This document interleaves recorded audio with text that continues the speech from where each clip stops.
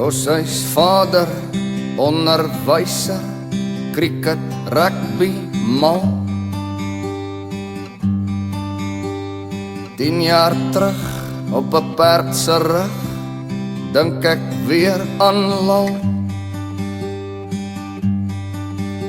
By Golden Gate, deur die agterry van die avontuurklapbus.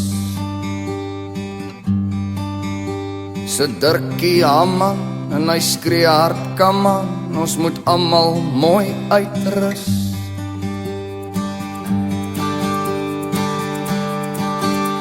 Sy bynaam was Prop, ek sien hom in my kop, as hy smile,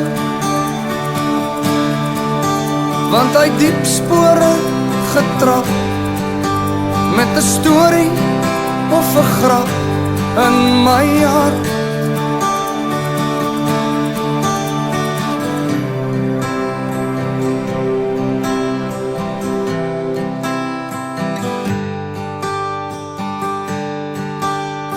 Soms as Kroonstad in my hart kom oorvat, dink ek weer aan Prop. Hy kon hard lawaai by 'n rugbybraai met 'n keppie op sy kop. Maar sy hart kon sing by sy vriendekring as hy van sy kinders praat. En my leë akkoorde in my hart se woorde is te min en lank te laat. Sy bynaam was Prop, ek sien hom in my kop, as hy smile,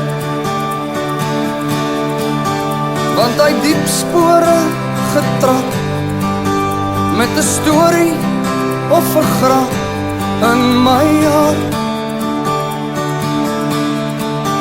Ja, sy bynaam was Prop, ek sien hom in my kop, as hy smile, want hy diep spore getrap, met 'n storie of 'n grap in my hart.